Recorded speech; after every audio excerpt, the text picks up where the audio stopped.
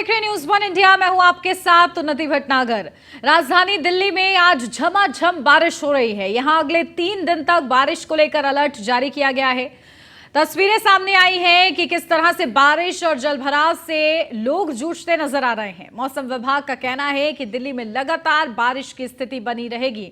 ये 6 तस्वीरें आपको दिखा रहे हैं अलग अलग सेक्टर्स की कि क्या स्थिति बनी हुई है। सेक्टर 63 की, सेक्टर 62 की, 6 की, 61 की, 58 की और 37 सेक्टर की ये तस्वीरें हम आपको दिखा रहे हैं। तो पड़ोसी राज्य हरियाणा और पश्चिम उत्तर प्रदेश में भी भारी बारिश को लेकर अलर्ट है। तो दिल्ली में यमुना नदी खतरे के निशान पर बह रही है। पहाड़ी क्षेत्र में हो रही निरंतर बारिश के कारण आने वाले दिनों में एक बार फिर राजधानी की समस्या बढ़ सकती है। भारी बारिश की संभावना को देखते हुए यूपी प्रशासन ने नोएडा और गाजियाबाद में आज स्कूलों को बंद रखा है। तो देखिए बारिश का ये कहर, जगह जगह पानी किस तरीके से भरा हुआ है, जहां आवागमन में लोगों को दिक्कतों का सामना करना पड़ रहा है। एक तरफ मौसम सुहावना हुआ है, लेकिन इसी के साथ परेशानियां भी लोगों की बढ़ गई हैं। रोजमर्रा की जिंदगी में जो भागदौड़ रहती है लोगों की, उसमें उनको परेशानी हो रही है। तो सेक्टर 63 की, 62 की, 6 की और 37, 58 और 61 की ये तस्वीरें आपको दिखा रहे हैं। सड़कों पर जलभराव की जो स्थिति है वो इस कदर है, वो तस्वीरों में आप देखकर समझ सकते हैं। तो वहीं आवागमन में लोगों को परेशानी हो रही है। लगातार जलभराव की स्थिति जगह जगह सामने आ रही है। तो ये तस्वीरें हैं नोएडा गाजियाबाद में, और इसको लेकर क्योंकि आने वाले 3 दिनों में भी बारिश को लेकर अलर्ट जारी किया गया है, तो प्रशासन की तरफ से मुकम्मल इंतजाम किया जा रहे हैं। लेकिन खतरे की बात यह है कि यमुना का जल स्तर खतरे के निशान के ऊपर है, और इसी कदर अगर बारिश होती रही तो चिंताजनक स्थिति भी उत्पन्न हो सकती है। उसको लेकर प्रशासन अलर्ट है कि किसी भी तरीके से लोगों को परेशानी ना हो। जो निचले इलाके हैं और नदी से सटे हुए इलाके हैं उनको खाली करा लिया गया है। पहले ही नोटिस दे दिया गया था और इसी के साथ उनको राहत शिविरों में रखा गया है। वहां पर उन तक राहत सामग्री उनको दी जा रही है। उनके खाने पीने रहने की व्यवस्था की गई है प्रशासन की तरफ से। तो बारिश ने नोएडा प्राधिकरण की पोल खोली है, जहां 1-2 घंटे की बारिश में ही सड़कें तालाब बन जाती हैं, जिसके चलते लोगों को परेशानी होती है। आवागमन में खास तौर से परेशानियों का सामना लोग करते हैं। देखिए किस तरीके से गाड़ियों के टायर तक उसमें डूबे नजर आ रहे हैं। पानी का ये लेवल सामने आया है।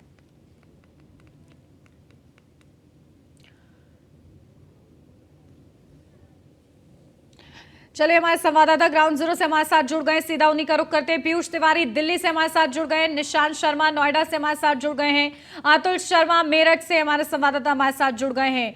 पीयूष का रुख कर लेते हैं। पीयूष, दिल्ली की क्या स्थिति है? देखिए यमुना का जल स्तर खतरे के निशान के ऊपर है, जो कि चिंताजनक बात है, और लगातार बारिश हो रही है। आगे भी आने वाले 3 दिन अलर्ट जारी किया गया है। क्या स्थिति देख पा रहे हैं आप?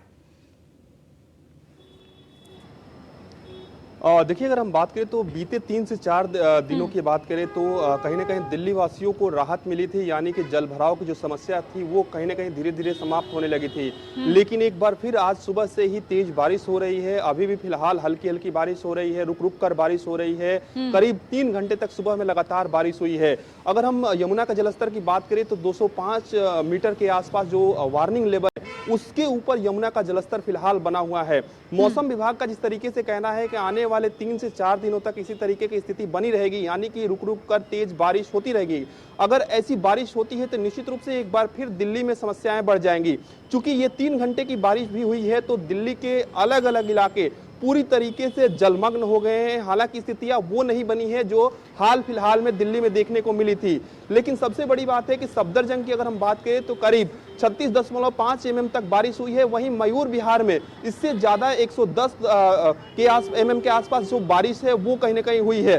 तो निश्चित रूप से आज तेज बारिश सुबह से हुई है। अभी भी हल्की हल्की बारिश दिल्ली में हो रही है। मौसम विभाग पूरी तरीके से इस पर अपडेट ले रहा है कि आने वाले दिनों में क्या स्थितियां बनी रहेगी। फिलहाल 3 से 4 दिनों तक इसी तरीके से स्थिति बनी रहेगी। और सबसे बड़ी चुनौती दिल्ली के लिए ये हो जाती है कि जब आधे से 1 घंटे भी बारिश हो जाती है तो कहीं ना कहीं कई जगहों पे दिल्ली में जल जमाव हो जाता है और उसकी वजह से ट्रैफिक जाम की समस्या काफी दिल्ली में देखने को मिलती है। ऐसे में ट्रैफिक पुलिस के जवानों की संख्या में भी इजाफा हाल फिलहाल में किया गया था ताकि इस तरीके की जाम की समस्या देखने को ना मिले। लेकिन दिल्ली के अभी भी कई इलाके जलमग्न हैं। सबसे बड़ी बात है कि यमुना का जलस्तर अगर बढ़ता है, चूंकि अभी भी वार्निंग लेवल के ऊपर है, तो निश्चित रूप से एक बार फिर से प्रशासन के लिए यह चुनौती खड़ी हो जाएगी कि जिन लोगों को सुरक्षित स्थानों पर पहुंचाया गया था, धीरे धीरे वो वापस अपने ठिकानों पर लौटने लगे थे। अगर जलस्तर बढ़ता है तो निश्चित रूप से एक बड़ी चुनौती हो जाएगी कि एक बार फिर से इन लोगों को सुरक्षित ठिकानों पर पहुंचाया जाए। हालांकि अभी वो स्थितियां देखने को नहीं मिल रही है। फिलहाल की अगर हम बात करें तो दिल्ली में बारिश की वजह से गर्मी से थोड़ी बहुत राहत दिल्ली वासियों को जरूर मिली है, लेकिन अगर बारिश तेज होती है और लगातार जिस तरीके से मौसम विभाग कह रहा है तो निश्चित रूप से दिल्ली वासियों की मुश्किलें बढ़ सकती है। और जब भी जल जमाव हो जाता है, जल भराव हो जाता है, तो खासा इसका असर जो है वो गरीब तबके पर देखने को मिलता है, जो अपनी रोजी रोटी के लिए ऑटो रिक्शा चलाते हैं या फास्ट फूड की दुकानें लगाते हैं, उनका कामकाज काफी प्रभावित होता है। इसके साथ ही जो लोग खासतौर पे यमुना नदी के किनारे रहने वाले लोग हैं, उनका जो जीवन है वो अस्त व्यस्त हो जाता है। तो आम लोग प्रभावित होते हैं, इससे ज्यादा जो गरीब लोग हैं वो कहीं ना कहीं प्रभावित होते हैं। तो निश्चित रूप से प्रशासन की ओर से भी कवायद की जा रही है। प्रशासन भी अलर्ट मोड पे है। एनडीआरएफ को भी फिलहाल अभी भी अलर्ट मोड पर कुछ टीमों को रखा गया है कि अगर ऐसी आपात स्थिति बनती है तो उन्हें यहाँ पे उतारा जा सके, यानी कि यमुना नदी में उतारा जा सके और लोगों को सुरक्षित स्थानों पर पहुंचाया जा सके। फिलहाल यमुना का जलस्तर वार्निंग लेवल से ऊपर जरूर है, लेकिन अभी देखिए खतरे की घंटी अभी भी टली नहीं है अगर संभव दिल्ली है एनसीआर तो के लिए खास तौर से, और स्थिति को ध्यान में रखते हुए प्रशासन भी अलर्ट नजर आ रहा है। निशान देखिए नोएडा की स्थिति हम लोग दिखा रहे थे अभी अपने दर्शकों को। सेक्टर 62-63 की जो स्थिति है कि 2-3 घंटे की बारिश में ही जल भराव हो गया है, तालाब बन गई हैं सड़कें। कितनी परेशानी हो रही है लोगों को।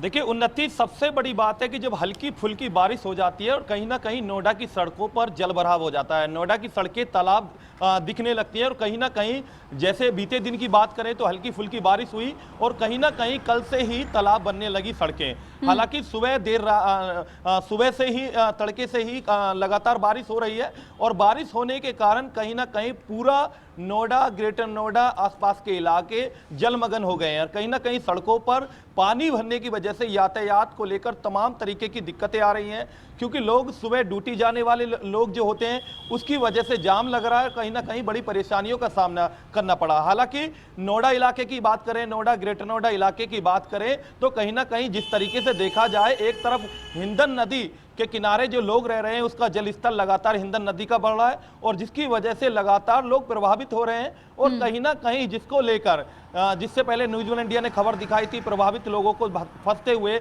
उनके घरों में पानी भरते हुए हमने ये खबर दिखाई थी और कहीं ना कहीं जिम्मेदार अधिकारी मौके पर पहुंचे थे।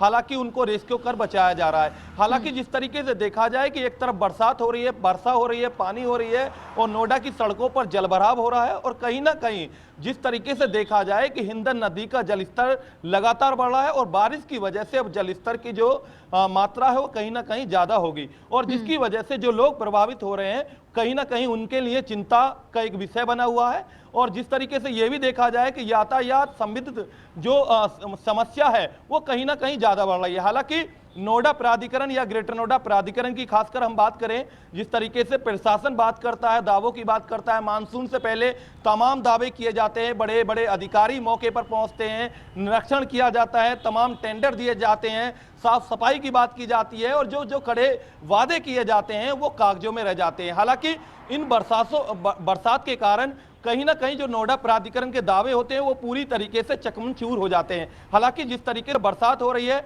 नोएडा की सड़कों पर जलभराव हो रहा है। आप सेक्टर 63 इलाके की बात करें, 62 की बात करें, 18 की बात करें, सेक्टर 37 की बात करें, सेक्टर 61 की बात करें, तमाम हमारे पास वो तस्वीरें सामने आई हैं जिन सड़कों पर पूरी तरीके से पूरी तालाब बनी हुई हैं, तालाब के अंदर तब्दील हो चुकी हैं। हालांकि तमाम जो समस्या है वो देखने को मिल रही हैं। हालांकि नोएडा प्राधिकरण के अधिकारी दावे तो करते हैं लेकिन दावे वो सिर्फ कागजों में दिखते हैं। जिसकी जो कहीं ना कहीं परेशानी जो है आम जनता को उठानी पड़ती है। हालांकि जो लगातार हम देख रहे हैं, एक तरफ हिंदन नदी जो है, एक तरफ यमुना नदी है, उसका जल स्तर बढ़ रहा है, लोग प्रभावित हो रहे हैं। रेस्क्यू एनडीआरएफ कर रही है और कहीं ना कहीं लोगों को रात भर बचाने का काम किया जा रहा है, पुलिस बचा रही है। लेकिन कहीं ना कहीं जो दावे हैं वो नोएडा एडमिनिस्ट्रेशन की बात करें या अथॉरिटियों की बात करें, कहीं ना कहीं उनके दावे जो हैं पूरी तरीके से फेलियर नजर आते हैं। बिल्कुल, देखिए जिस कदर बारिश हो रही है, जरूरत है कि प्रशासन अपनी सक्षमता से ज्यादा जो है कार्य करे, तभी लोगों को राहत मिल पाएगी। ऋषभ, क्या कुछ स्थिति है गाजियाबाद में? लगातार बारिश को लेकर अलर्ट जारी किया गया है। बारिश को लेकर अलर्ट जारी किया गया है, हालांकि कर दी गई है, लेकिन जो सड़कों की स्थिति है, लोगों का निकलना दुश्वार हो रहा है। बारिश के कारण आप मेरे पीछे देख सकते हैं किस तरह से पानी भरा हुआ है। ये गाजियाबाद का पहुंच इलाका गोविंदपुरम है, लेकिन सड़कें तालाब बन चुकी है। कहीं ना कहीं कहें तो इसमें नगर निगम की लापरवाही साफ नजर आती है, क्योंकि बरसात से करोड़ों रुपए खर्च किए जाते हैं नालों की सफाई को लेकर, लेकिन हालत वही बस से पत्थर रहती है। बिल्कुल, देखिए स्थिति बदतर बनी हुई है और जो तस्वीरें सामने आ रही हैं वो भी कुछ इसी तरीके का हाल जो है बयां कर रही हैं। पीयूष, देखिए चिंता की बात है, लेकिन राहत शिविरों में क्या कुछ इंतजाम किए गए हैं? वहां का आपने जायजा लिया होगा, वहां पर लोगों का क्या कहना है, किस तरीके से लोग अपनी परेशानी बता रहे हैं और उसका कितना हद तक जो है निस्तारण किया जा रहा है अधिकारियों की तरफ से?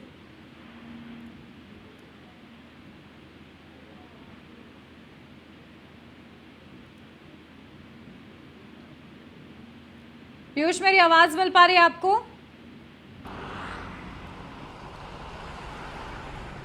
जी बिल्कुल, अगर हम बात करें तो निश्चित रूप से सरकारों की ओर से लगातार कहीं ना कहीं दावे किए जाते हैं कि तमाम व्यवस्थाएं की गई हैं, तमाम लोगों को ऊपरी इलाके में पहुंचाया गया है और कहीं ना कहीं स्वास्थ्य से जुड़ी हुई सुविधाओं को वहां पे पहुंचाया जा रहा है, या यूँ कहें कि दवाइयों को पहुंचाया जा रहा है। क्योंकि जब भी बाढ़ का खतरा होता है तो निश्चित रूप से कई बीमारियां भी बाढ़ अपने साथ लेकर आती है, इन्फेक्शन का खतरा बढ़ जाता है। इसके अलावा वहाँ पर रख रखाव किस तरीके से किया जा सके, इन लोगों को भोजन की व्यवस्था किस तरीके से कराई जा सके।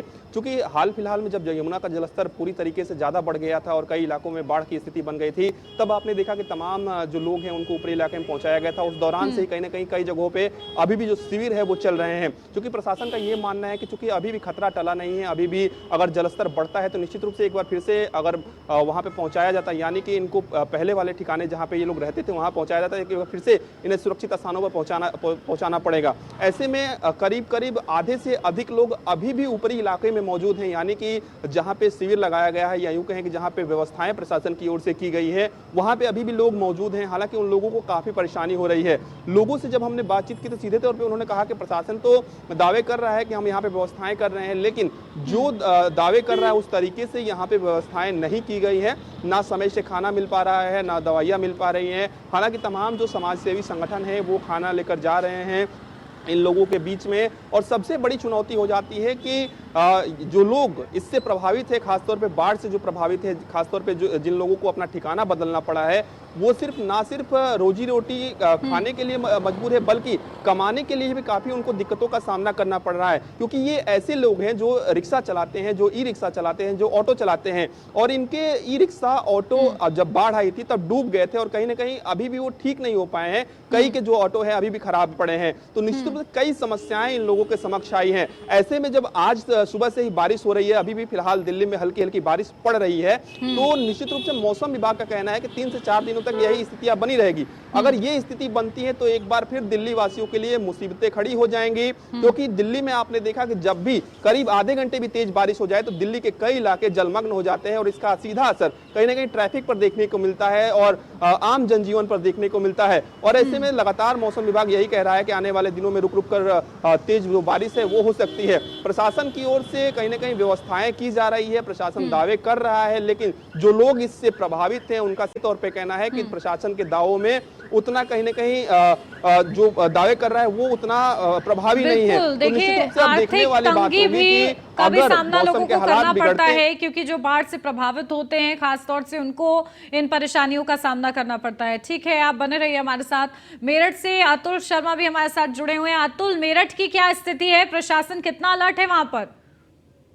देखिए उन्नति, अगर मेरठ की बात की जाए तो जिस तरह से सुबह से ही मूसलाधार बारिश पड़ रही है, आम जनमानस के लिए काफी दिक्कतों का सामना करना पड़ रहा है। शहर के पौष इलाकों की बात की जाए तो पौष इलाके इस समय जो पानी है जल भराव से परेशान है। लगातार देखा जाए तो मेरठ के कई ऐसे पौष इलाके हैं, वहां पर पानी जल भराव इतना ज्यादा है कि जो सरकारी दफ्तर है उसमें अफसर तक नहीं पहुंच पा रहे हैं। लगातार देखा जाए तो नगर निगम के लिए करोड़ों रुपए सफाई के लिए मिलते हैं, नाला सफाई हो, जो नाले सीवर चौक है उनके लिए मिलते हैं, लेकिन उसके बावजूद देखा जाए तो कहीं ना कहीं नगर निगम जो व्यवस्था है मेरठ की ठप है। अधिकारी एसी के कमरों में बैठ करके आराम से ड्यूटी निभाते हैं, लेकिन उसी के साथ साथ देखा जाए तो सुबह से ही जिस तरह से मूसलाधार बारिश पड़ रही है, आम जनता के लिए काफी दिक्कतों का सामना करना पड़ रहा है। रोडों पर पानी भरा हुआ है और उसी के साथ साथ सारे नाले चौक होते हुए नजर आ रहे हैं, नालों के ऊपर पानी चलता हुआ नजर आ रहा है। जहां एक तरफ व्यवस्थाओं की बात की जाए, महापौर की बात की जाए, मेरठ महापौर ये कहते हुए नजर आते हैं कि सभी व्यवस्थाएं चाक चौबंद है, नगर निगम की तरफ से कोई लापरवाही देखने को नहीं मिलेगी।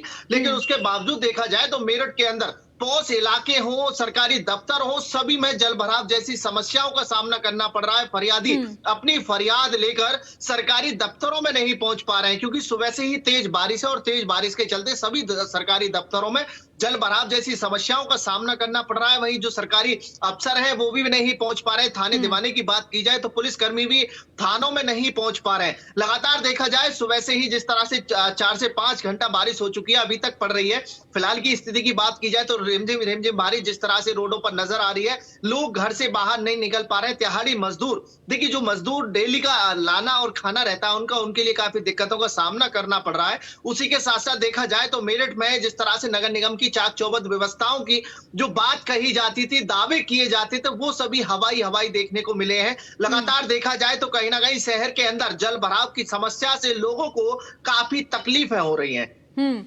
बिल्कुल, देखिए तो जगह जगह और जिले जिले सबका यही हाल है कि जल भराव है इस कदर कि लोग परेशान हो रहे हैं। निशान देखिए, सेक्टर 62-63 ऐसा इलाका इंडस्ट्रियल एरिया कहा जाता है और यहाँ पर रेहड़ी पटरे वाले जो हैं रोज के हिसाब से अपनी कमाई करते हैं, लेकिन बारिश की वजह से वो भी नहीं लगा पा रहे हैं। कितनी परेशानियां हो रही हैं।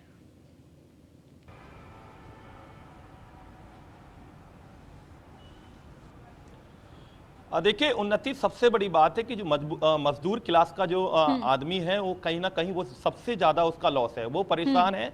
और कहीं ना कहीं जो मूलभूत सुविधा उन्हें मिलनी चाहिए, जो उनका रोजगार है, वो कहीं ना कहीं पूरी तरीके से ठप है।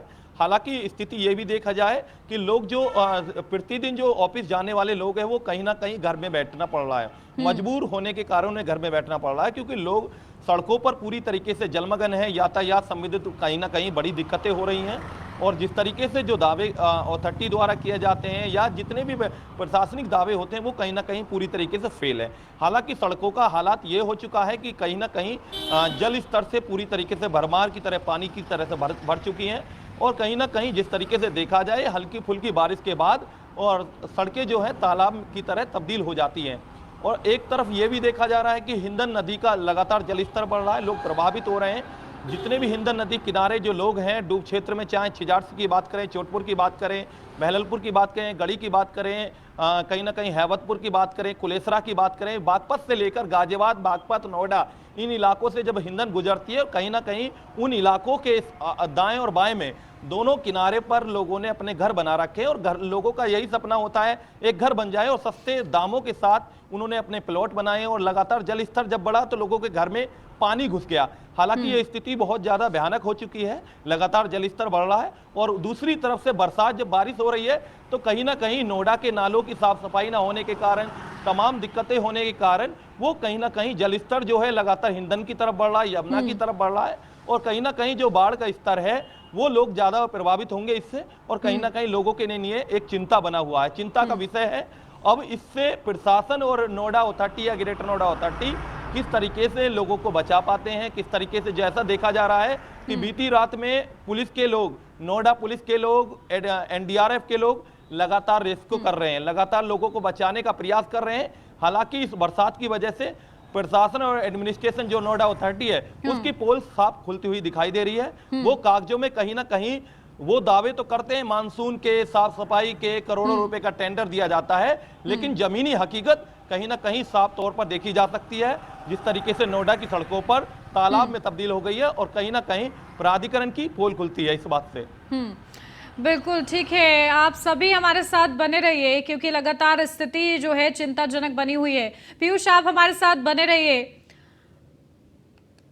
तो देखिए, नोएडा गाजियाबाद की जो स्थिति है, दिल्ली एनसीआर की जो स्थिति है, मेरठ की जो स्थिति है, लगातार ग्राउंड जीरो पर हमारे संवाददाता हैं और वो तस्वीरों का हाल बयां कर रहे हैं कि प्रशासन कितना अलर्ट है अलग अलग जिलों में ऐसे चिंताजनक परिस्थिति में। बढ़ते आगे, दिल्ली से बड़ी खबर, पसमानदा संवाद यात्रा 27 जुलाई से शुरुआत होगी। 7 चरणों में संपन्न होगी पसमानदा संवाद यात्रा। बीजेपी राष्ट्रीय मुख्यालय से शुरू की जाएगी ये यात्रा। 1 अगस्त से दिल्ली के तुर्कमान गेट से होगी इसकी शुरुआत। दिलशाद गार्डन से होते हुए यूपी में यात्रा करेगी प्रवेश। तो पहले चरण में यूपी में चलेगी पसमानदा संवाद यात्रा। दूसरे चरण में बिहार में प्रवेश करेगी संवाद यात्रा। तो जौनपुर, देवरिया, आजमगढ़ से बिहारी में होगी एंट्री। तो तीसरे में पश्चिम बंगाल और चौथे चरण में झारखंड में प्रवेश करेगी ये यात्रा। पसमानदा संवाद यात्रा झारखंड से उड़ीसा के लिए जाएगी और 5वें चरण में यात्रा महाराष्ट्र में आयोजित की जाएगी। 6ठे चरण में महाराष्ट्र से मध्य प्रदेश और 7वें चरण में ये यात्रा हरियाणा को जाएगी। तो अब्दुल कलाम आजाद का जयंती पर इसका समापन होगा। जमाल सिद्दीकी इस यात्रा की अगुवाई करेंगे। तो बीजेपी की पसमानदा संवाद यात्रा, तो जमाल सिद्दीकी इस यात्रा की शुरुआत करेंगे। 7 चरण होंगे पसमानदा संवाद की इस पदयात्रा के, जहां इस यात्रा के जरिए पसमानदा मुसलमानों के साथ खासतौर से संवाद बिठाने का प्रयास बीजेपी की तरफ से किया जा रहा है और 7 चरणों में ये यात्रा होगी। 27 जुलाई से इसकी शुरुआत होगी, यानी कि कल से। तो 7 चरणों में संपन्न होगी पसमानदा यात्रा। बीजेपी राष्ट्रीय मुख्यालय से इस यात्रा की शुरुआत की जाएगी।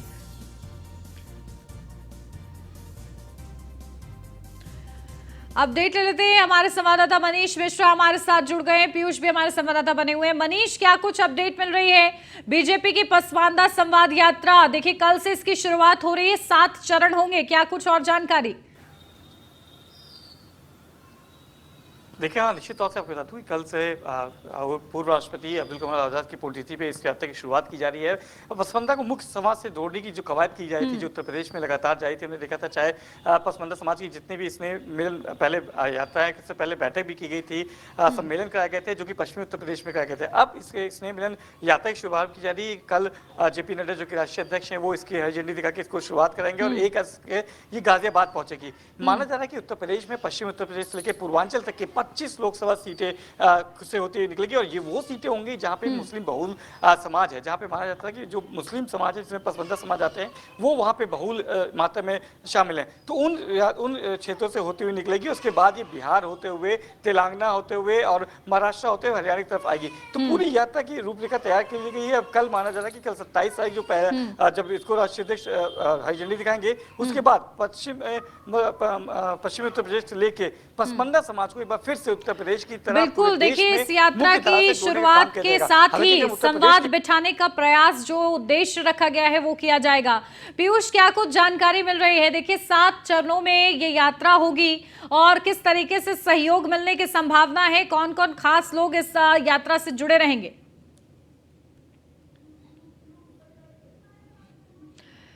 पीयूष, मेरी आवाज मिल पा रही हो तो बताइए कि 7 चरणों में ये यात्रा है, कल से इसकी शुरुआत हो रही है, कितनी महत्वपूर्ण है, क्या मायने इसके?